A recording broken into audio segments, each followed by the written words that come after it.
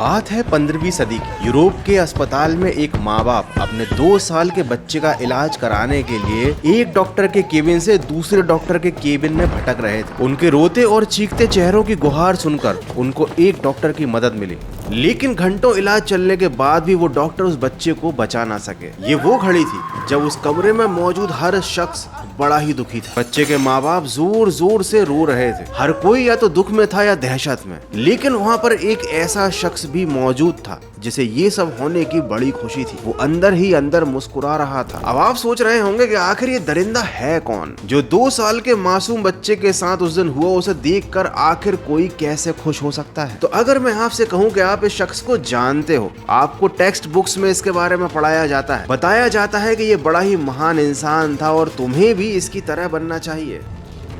What you are destined to learn will upend the established order of things. यकीन नहीं होता ना, ये शख्स था मशहूर मोनालिसा की पेंटिंग को बनाने वाला लियोनार्डो दा विंची। तो क्या ये शख्स केवल एक महान पेंटर था या इसके पीछे छिपी हुई है एक dark story? Literally Leonardo da Vinci ने इतिहास में कुछ ऐसे काम किए हैं ना जिनके बारे में अगर तुम जान लोगे तो तुम्हारी रूह कांप जाएगी।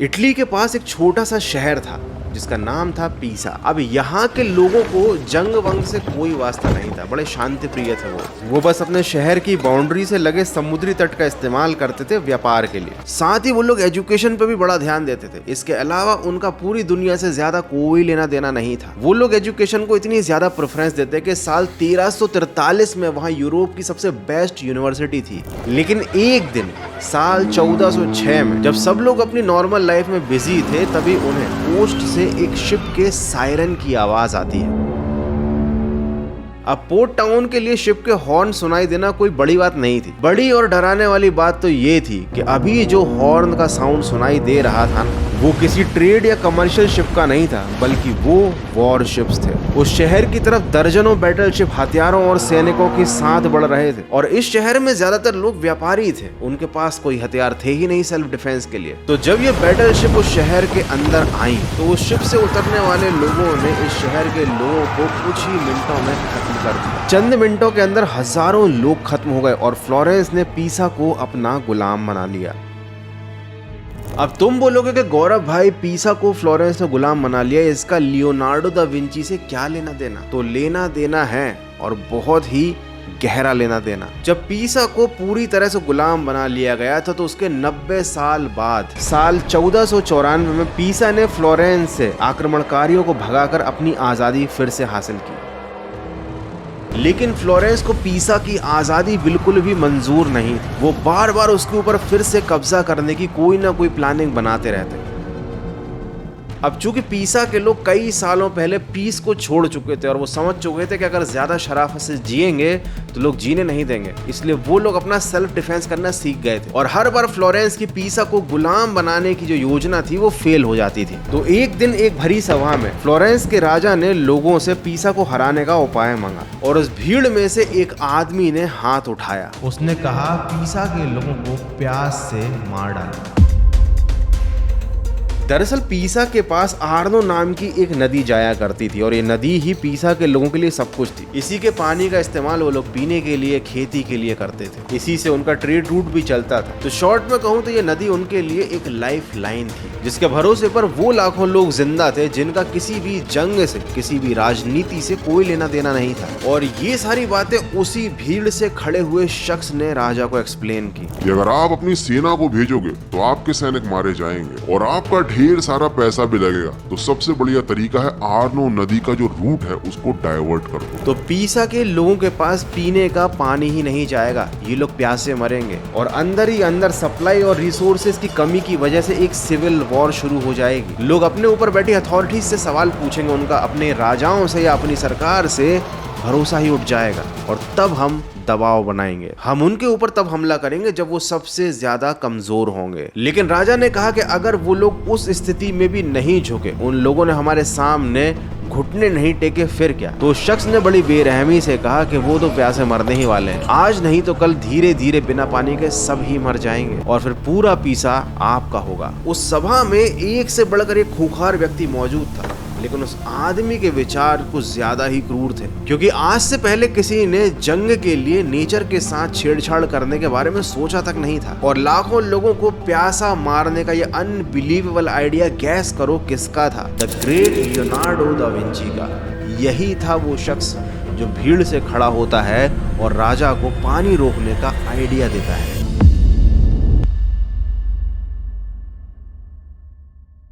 अब ये तो एक छोटा सा किस्सा था। लियोनार्डो दा विंची के विचारों के बारे में अगर आप थोड़ा सा भी स्टडी करोगे तो आप पाओगे कि ये गरीब लोगों को ना एक कीड़ा समझते थे, एक ऐसा कीड़ा जो सोसाइटी को कुछ कंट्रीब्यूट नहीं करता है। ये अगर मर भी जाए तो इसका कोई खास फर्क नहीं पड़ेगा। और अगर तुमको ये लग रहा है कि लियोनार्डो दा विंची के बारे में मैं ऐसी बातें आपको बड़ा चढ़ाकर बता रहा हूँ, तो चलो मैं तुम्हें एक और घटना बताता हूँ, उसके बाद फैसला तुम करना। ईयर 1475 के दौर में यूरोप में ब्यूबोनिक प्लेग बहुत फैला, जिस महामारी को ब्लैक डेथ का नाम दिया गया। अमीर गरीब कोई नहीं बचा, यूरोप की आधी आबादी खत्म हो गई। अब कोई इसे श्राप मान रहा था, कोई काला जादू, लेकिन लियोनार्डो दा विंची को यह बात क्लियरली पता थी कि यह बीमारी प्रॉपर हाइजीन मेंटेन ना करने की वजह से फैल रही है। जब मिलान के ड्यूक ने लियोनार्डो से एक जीनियस होने के नाते इस समस्या से निकलने का उपाय मांगा, तो उन्होंने कहा कि शहर को रीडिजाइन करने की जरूरत है। अगर हम ऐसा करेंगे तो साफ सफाई मेंटेन रहेगी, प्रॉपर सैनिटाइजेशन इंश्योर होगा और प्लेग अपने आप खत्म हो जाएगा।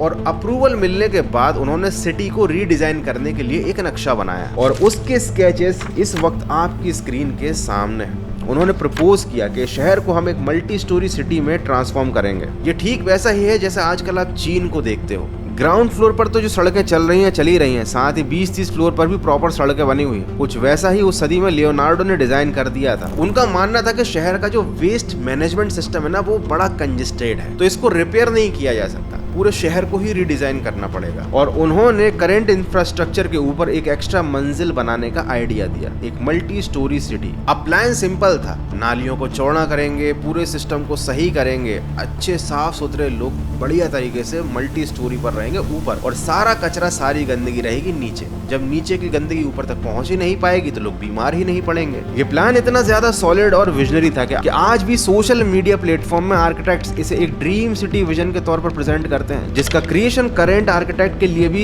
इम्पॉसिबल साउंड करता है। अब तुम बोलोगे गौरव भाई, कहाँ तुम बातें कर रहे थे लियोनार्डो दा विंची के क्रूर होने की, और कहाँ तुम बता रहे हो कि वो तो शहर को रिडिजाइन करने वाला एक महान इंसान था। तो ब्रो, इस शहर की डिजाइन तो अच्छी थी, लेकिन लियोनार्डो दा विंची ने यहाँ पर एक रूल भी इंट्रोड्यूस किया था। नीचे वाला जो फ्लोर था वहाँ केवल गंदगी कचरा नहीं रहेगी, वहाँ रहेंगे गरीब लोग और ऊपर रहेंगे इलीट लोग, क्योंकि लियोनार्डो का मानना था कि गरीब कभी भी साफ सफाई मेंटेन कर ही नहीं सकता, वो गंदगी में ही रहना पसंद करता है, वो गंदी नाली का कीड़ा होता है। तो एक अच्छे इलीट और अमीर इंसान और एक गरीब इंसान को साथ साथ रखने से ही सारी प्रॉब्लम हो रही है। दोनों को अलग कर दो, प्रॉब्लम सॉल्व। एंड उनका ये भी मानना था कि जो अमीर लोग जो गंदगी फैलाएंगे वो साफ कौन करेगा? इस काम के लिए भी तो किसी ना किसी का होना जरूरी है। इस शहर में उन्होंने सभी एलीट्स के लिए ऊपर प्रॉपर घर डिजाइन किए, बालकनी डिजाइन की, ऐसी चौड़ी सड़कें डिजाइन की ताकि उनको हर वक्त प्रॉपर सनलाइट मिले, इतनी साफ सफाई रहे कि प्लेग उनको छू भी ना पाए। जबकि दूसरी तरफ इसी प्लान में उन्होंने ये भी इंश्योर किया कि सारे गरीबों को अथॉरिटी के आदेश से नीचे के इलाकों तक ही सीमित रखा जाए। उनका ये भी सोचना था कि अगर अमीरों का कचरा साफ करते करते गंदगी में रहते रहते इन गरीबों को प्लेग लग गया, कोई बीमारी लग गई और ये सब मर भी गए, तो भी क्या ही फर्क पड़ता है। साथ ही उनका ये स्टेटमेंट भी था कि जो दिखने में सुंदर लग रहा है केवल उसे शहर की सरफेस पर रहने की इजाजत मिलेगी। मतलब वो गरीब, बुरे दिखने वाले और पिछड़े लोगों से कुछ ज्यादा ही नफरत करते थे। तो आखिर ये नफरत उनके दिल में आई कहां से, और क्यों लियोनार्डो का दिमाग इविल साइड में इतना चलता था, ये समझने के लिए हमको जाना होगा इस शख्स के बचपन में, क्योंकि यहीं पर एक बहुत बड़ा ट्विस्ट छिपा है।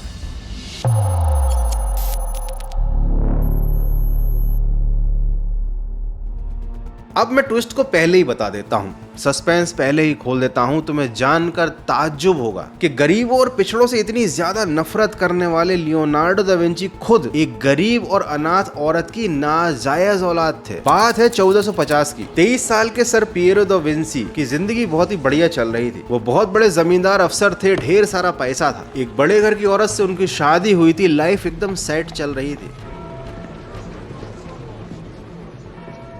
लेकिन कहते हैं ना, जब लाइफ ज्यादा सेट चलती है तो इंसान खुद ही अपने पैरों पर कुल्हाड़ी मारता है। तो पियरो ने भी एक ऐसी गलती कर दी। उनके घर में एक औरत काम करती थी जिसका नाम था कैटरीना। ये एक अनाथ नौकरानी थी और आगे जो हुआ वो तो तुम समझ ही गए होगे, वो मुझे बताने की जरूरत तो नहीं है। 15 अप्रैल 1452 के दिन महज 16 साल की उम्र में कैटरीना ने पियरो के नाजायज बच्चे को जन्म दिया जिसका नाम था लियोनार्डो। अब अपना पीछा छुड़ाने के लिए पियरो ने कैटरीना की शादी एक गरीब किसान से कर दी और कुछ पैसे देकर उसे अपनी जिंदगी से दूर कर दिया ताकि उसका सोसाइटी में नाम खराब ना हो। और उसने लियोनार्डो को अपने घर में रखा, अपना नाम भी दिया, लेकिन उसे कभी वो हक नहीं मिला जो उसे मिलना चाहिए था। क्योंकि कैनन लॉ और गिल्ड रिस्ट्रिक्शन के हिसाब से चाहे कोई कितना भी होनहार क्यों ना हो, अगर वो लेजिटमेट चाइल्ड नहीं है तो ना उसे किसी यूनिवर्सिटी में एडमिशन दिया जाता था और ना ही अपने पिता की हाई पोस्ट को विरासत में पाने का उसे अधिकार मिलता था। तो पियरो ने एक बीच का रास्ता निकाला। वो ले गए लियोनार्डो को अपने फैमिली फार्म में। अब 10 से 12 साल तक लियोनार्डो ने कोई फॉर्मल एजुकेशन नहीं ली, लेकिन वहां पर रहकर उन्होंने इतना ज्यादा ऑब्जर्वेशन किया कि वो एक जीनियस बन गए। देखो यहाँ पर कहानी थोड़ी सी कॉम्प्लेक्स हो रही है। इसको समझने के लिए तुमको साइकोलॉजी को समझना पड़ेगा कि हमारा जो नेचर है, प्रकृति, वो दिखती तो सुंदर है लेकिन एक्चुअली में वो है बहुत ही ज्यादा ब्रूटल। जैसे एक हिरण को शेर आसानी से अपना शिकार बना लेता है क्योंकि हिरण ताकतवर नहीं होता, वो शेर पर पलटकर वार नहीं कर सकता। सांप के पैर नहीं होते इसलिए उसे उड़ते फिरते कोई भी मोर अपना शिकार बना लेता है। तो बच्चे के दिमाग में ना कोई फिल्टर नहीं होता, वो इस पूरी ब्रूटैलिटी को ब्रूटल तरीके से ही देखता और ऑब्जर्व करता है। और यही हुआ लियोनार्डो के साथ अपने उस फैमिली फार्म में। उसने बचपन से ही देखा कि ताकतवर कमजोरों को एक्सप्लॉइट करते हैं, उनका शिकार करते हैं, अपनी भूख के लिए उनका इस्तेमाल करते हैं। और कहीं ना कहीं ये बात लियोनार्डो के दिमाग में बैठ गई और इसके पीछे जो बेसिक लॉजिक था वो ये था कि लियोनार्डो को एक अमीर परवरिश मिली थी। देखो, जब एक्सप्लॉइटेशन होता है और कोई गरीब इंसान उसे देखता है तो उसके मन में भावनाएं जागती हैं दया की कि यार गरीबों के साथ ऐसा नहीं होना चाहिए, क्योंकि वो खुद ये सारी चीजें फेस कर रहा होता है। लेकिन जब कोई अमीर एक्सप्लॉइटेशन देखता है तो उसे कोई दर्द महसूस नहीं होता, वो तो गरीबों पर होने वाले अत्याचार को अपना अधिकार समझ लेता है। तो अपने इस प्रिविलेज्ड नजरिए की वजह से और शिकारी को कभी गलत ना मानने की वजह से लियोनार्डो का ऐसा माइंडसेट बन गया था कि ये गरीब लोग पैदा ही इसलिए होते हैं कि हम अमीर लोग इनका इस्तेमाल कर सके और अगर ये मर भी जाएं तो दुनिया में कोई फर्क नहीं पड़ेगा। और यहीं से जन्म हुआ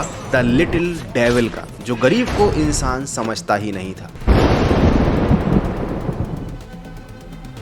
22 जुलाई 1490 के दिन जब लियोनार्डो के घर में दावत थी तभी उनके घर एक 10 साल का छोटा अनाथ बच्चा रहने आया जिसका नाम था जियान जियाकोमो कैप्रोटी।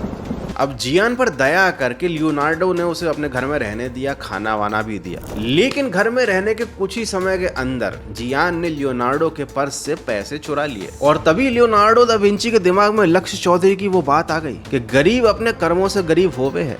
मतलब ये जो फिर वही बात आ जाएगी, जो गरीब हो ना आदमी, यो साला अपनी आदत से गरीब हो।